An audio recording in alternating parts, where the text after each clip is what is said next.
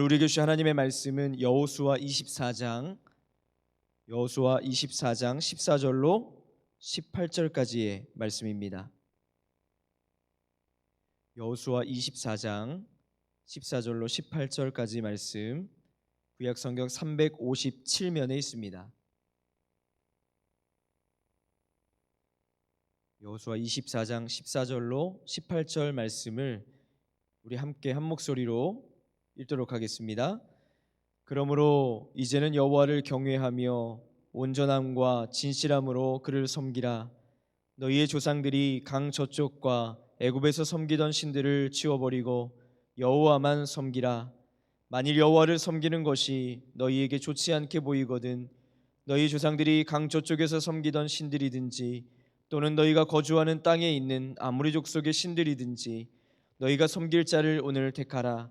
오직 나와 내 집은 여호와를 섬기겠노라 하니 백성이 대답하여 이르되 우리가 결단코 여호와를 버리고 다른 신들을 섬기기를 하지 아니하오리니 이는 우리 하나님 여호와께서 친히 우리와 우리 조상들을 인도하여 애굽 땅 종되었던 집에서 올라오게 하시고 우리 목전에서 그 큰 이적들을 행하시고 우리가 행한 모든 길과 우리가 지나온 모든 백성들 중에서 우리를 보호하셨음이며 여호와께서 또 모든 백성들과 이 땅에 거주하던 아모리 족속을 우리 앞에서 쫓아내셨음이라. 그러므로 우리도 여호와를 섬기리니 그는 우리 하나님이십니다 하니라. 아멘. 할렐루야. 오늘도 주님 앞에 나와 이 새벽에 예배드리는 모든 성도님들에게 하나님의 은혜가 함께 하시기를 축복합니다. 또한 가정에서 여러 가지 이유로 영상으로 예배드리는 성도님들에게도 동일한 은혜가, 동일한 역사가 있게 되시기를 축복합니다. 오늘은 여호수아 24장 14절 이후의 말씀을 통해서 하나님 편에 선 사람들이라는 제목으로 말씀을 나누려고 합니다. 우리의 삶은 수많은 선택을 통해 이루어진다라고 말할 수 있습니다. 아마 오늘 이 새벽에도 수많은 선택들이 우리 성도님들에게 있었을 것입니다. 무엇을 입고 갈지, 또 화장은 어떻게 하고 갈지, 또 어떤 마음가짐으로 갈지 이렇게 생각하신 분들도 있고, 또 아침에 출근할 때 되면은 무엇을 먹을까, 또 차는 어떻게 타고 갈 것인가, 이런 선택들을 하게 되어 있습니다. 우리가 많은 선택 가운데 살고 있지만 이 선택이라고 하는 것의 결론을 이야기하면 이렇습니다. 좋은 선택은 좋은 삶을 만듭니다. 반대로 이야기하면 잘못된 선택은 잘못된 삶을 만들게 되죠. 어떤 선택은 우리 인생에 가장 중요하게 작용하는데 때로는 긍정적인, 또 때로는 치명적인 결과를 우리의 삶에 가져올 수 있습니다. 성경을 예로 들면 본디오 빌라도는 한순간의 잘못된 선택으로 예수를 죽인 사람, 악인이 되었습니다.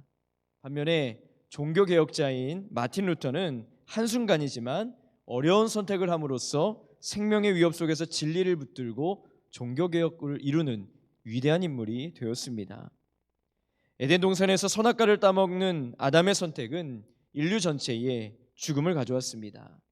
한순간의 잘못된 선택이 전체의 운명을 결정하기도 하는 것입니다. 여러분, 하나님께서 우리에게 선택이라고 하신 기회를 주신 것은 축복이며 또 우리에게 주신 은혜인 줄로 믿습니다.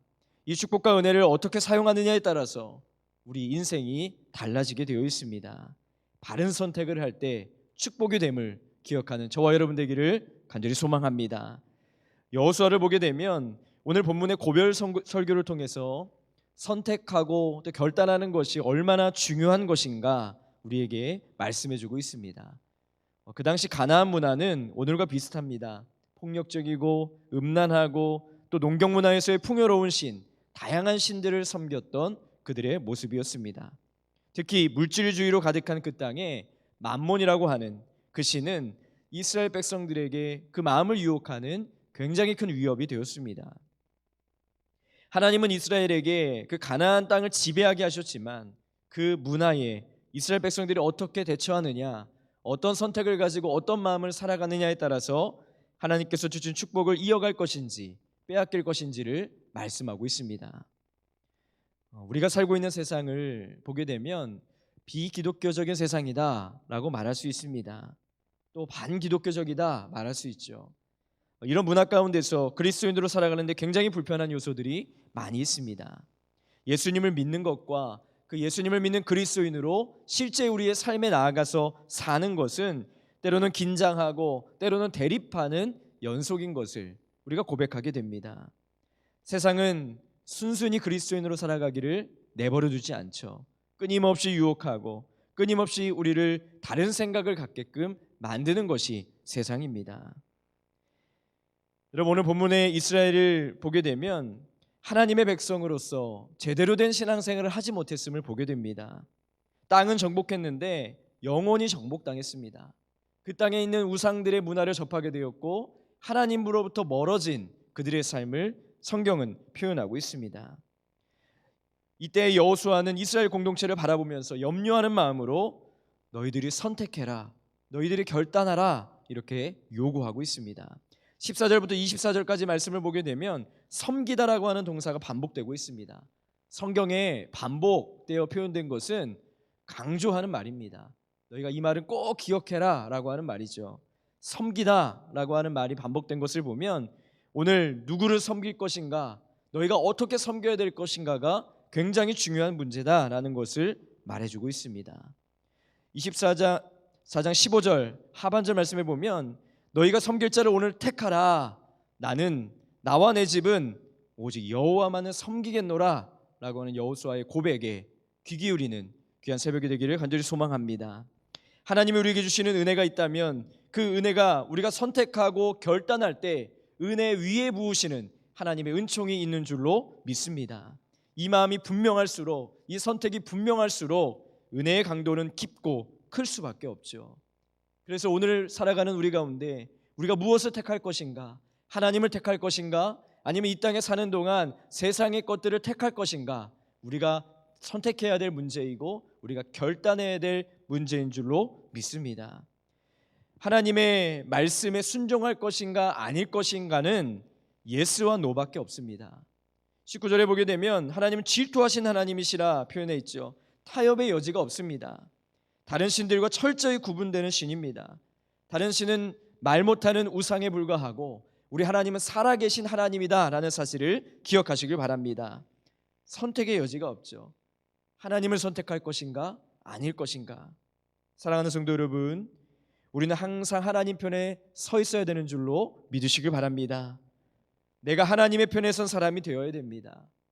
개인이건 집단이건 사회이건 국가 간에 하나님의 편에 선 사람들, 하나님의 편에 선 나라들이 복을 받는다라고 하는 사실은 우리가 역사적으로 경험할 수가 있습니다.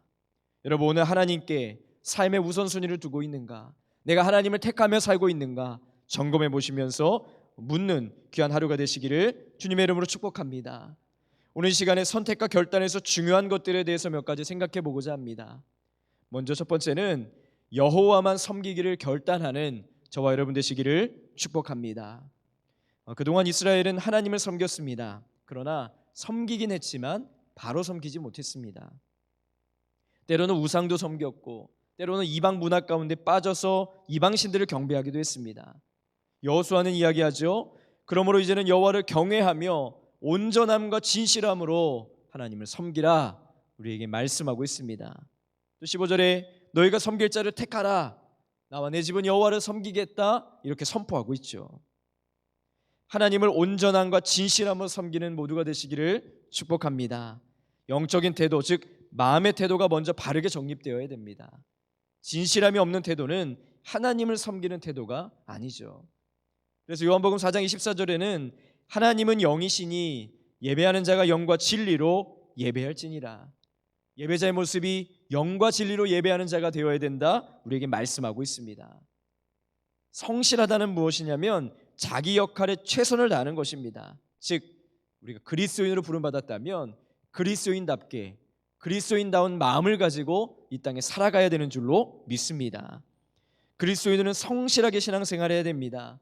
예배를 온전하게 드리고 하나님 앞에 성실하게 나아가야 될 때에 우리는 그리스도인의 정체성을 가지고 사는 줄로 믿습니다. 14절 말씀에 보면 너희의 조상들이 강 저쪽과 애굽에서 섬기던 신들을 치워버리고 여호와만 섬기라 말씀하고 있죠. 두 가지를 섬길 수 없습니다. 여러분, 우리의 생활에 가지고 있는 습관들, 우리의 생활에 가지고 있던 유익하다라고 이야기하는 하나님 외의 것들은 과감하게 포기하는, 과감하게 벗어버리는 저와 여러분 되시기를 주님의 이름으로 축복합니다. 그래서 시편 33편 12절에 여호와를 자기 하나님으로 삼은 나라 곧 하나님의 기업으로 선택된 백성은 복이 있도다. 이 말씀처럼 하나님을 선택하고 또 하나님께 나아가는 삶을 통해 귀한 은혜를 누리는 저와 여러분 되시기를 축복합니다. 두 번째, 오늘 구원의 특징을 보게 되면 하나님 편에 서기를 결단하는 우리가 되어야 되는 줄로 믿습니다. 여러분, 내가 하나님 편에 서 있겠다라고 결심하고 나아가면 하나님은 반드시 우리의 편이 되어주시는 줄로 믿습니다. 너희 섬길 자를 오늘 택하라. 다른 것들을 버리고 하나님 앞에 서 있어라 라는 결단을 우리에게 이야기하고 있습니다. 여호수아가 나와 내 집은 여호와를 섬기겠노라, 이 한마디는 때로는 망설이고 있던 백성들에게 세상의 것이 너무 좋아서 내가 조금 더 있다가 하나님을 고백하자라고 방황하던 백성들에게 큰 결단의 도구가 되었습니다. 여호와를 버리고 다른 신을 섬기는 일을 우리가 결단코 하지 않겠다라는 대답을 이끌어냈죠. 이것이 바로 앞에 선자의 신앙과 결단의 모습입니다. 노르웨이라고 하는 나라를 보게 되면 바이킹에 의해서 통치되었습니다. 바이킹은 바다를 주로 활동하는, 전쟁을 즐기는 호전적인 사람들입니다. 그리고 그들은 다신교적 신앙을 가졌다고 합니다. 이 바이킹이 나라를 다스리면서 탐험하기도 하고 무역하기도 하고 영토를 확장하기도 했습니다. 그리고 콜럼버스보다 500년 전에 이미 배를 타고 바다에 나갔다고 합니다. 1050년에 바이킹들이 영국과 프랑스에서 기독교를 맞아들이면서 바이킹 시대가 끝나고 기독교 국가가 되었습니다. 지금도 약 국가의 97% 이상이 루터교인으로, 기독교인으로 살고 있다라고 전해지고 있습니다. 이런 일이 있었다고 합니다. 국회에서 외국 관광객들을 위해서 카지노를 설치하자라는 방안을 이야기했을 때에 결국 국민 정서와 도덕적 그리고 종교적으로 맞지 않다라고 하는 이유로 부결했던 나라가 노르웨이라고 합니다. 하나님 편에 서는 나라, 그 나라 사람들이 잘 사는 나라가 되고 하나님의 마음을 가지고 다스리는 나라, 그 나라가 부강한 나라가 된다라고 하는 사실은 우리가 주변에 보면 잘 알 수 있습니다. 여러분, 개인이든 가정이든 국가든 하나님을 섬기는 나라, 개인 또 가정이 하나님의 은혜로 말미암아 잘 되고 또 번성하는 축복이 있는 줄로 믿습니다. 그렇기 때문에 우리는 열심히 믿어야 되고 하나님만을 선택하는 우리의 삶이 되어야 됩니다. 우리나라만 봐도 어떻습니까? 초기 기독교가 전파되었을 때에 교회가 세워지고 병원이 세워지고 학교가 세워져서 성장의 밑거름이 되었습니다. 하나님이 축복하셔서 경쟁력이 있는 나라로 지금까지 성장하게 하신 하나님의 은혜가 분명하게 우리에게 있습니다. 지금 이때 우리가 해야 될 것은 무엇입니까? 그 신앙, 그 하나님이 우리를 보시고 하나님이 우리 가운데 역사하신 그 신앙을 유지하고 그 신앙을 지키며 나아가야 되는 것, 그것이 우리의 목적이요 삶인 줄로 믿습니다. 출애굽이 얼마나 기적적인 사건이었습니까? 백성들은 그것을 경험했습니다. 하나님의 인도하심을 받았습니다. 하나님의 완전하신 통치를 받으며 살아왔습니다. 때로는 먹을 것이 없었다고 생각할 때에 하나님이 만나를 주시고 또 고기